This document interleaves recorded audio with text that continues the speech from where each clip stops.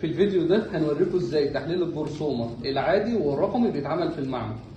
اول حاجه هنعمل التحليل الجرثومه اللي هو الرقمي، بس في الحاله دي لازم هيتعمل في المعمل لان ليه شرايط معينه وجهاز مخصص، فمش هينفع يتعمل في البيت. ده بيكون الشريط بتاعه وبيجي معاه المحلول ده. هناخد جزء بسيط خالص من العينه وندوبه في المحلول ده. هنقلب العينه كويس كده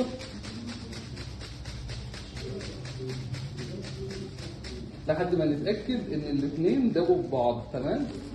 هنجيب دروبر زي دي كده هنفتح، هنحط على الشريط 3 قطرات بس، 1 2 3. هندخله على الجهاز هنا ونضغط ستارت. بيقعد 10 دقايق في الجهاز. على ما الجهاز يكون خلص ال10 دقايق هوريكم الطريقة العادية بتاعت الجرثومة وازاي يمكن نعملها في البيت. الشريط ده لو انت حابب تعمل تحليل الجرثومة في البيت بتشتريه من اي محل بتاع مستلزمات. تمام. بس في الحالة دي بيبقى زي نظام تحليل الحمل كده، اللي هو لا اما موجود لا اما مش موجود. هنفتح الشريط ده، الشريط اهو نفس التحليل بتاع الحمل بالظبط.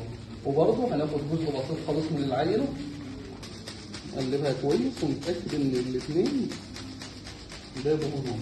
هنعمل زي ما عملنا في التحليل التاني، نتأكد ان هما اتقلبوا كويس ونحط في الشريط هنا 3 نقط.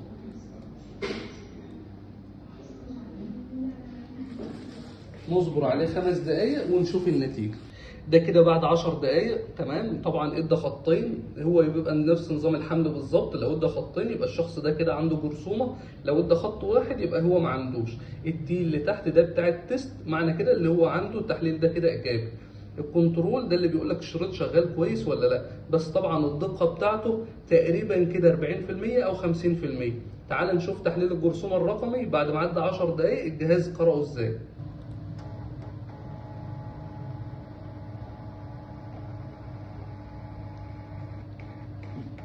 ده كده التحليل بعد ما عدى 10 دقايق. طبعا هو عاتق ايجابي بنسبه 3.17%. التحليل ده بيبدا يبقى ايجابي من اول واحد، يعني اكتر من واحد بيبقى ايجابي، هو كده ايجابي. وبرده القراءه جايه على الشاشه برده اهو. تمام. معنى كده ان النتيجتين طلعت واحد، بس واحد بيطلع لك بالارقام والتاني بيقول موجوده او مش موجوده. ده الفرق بين التحليلين.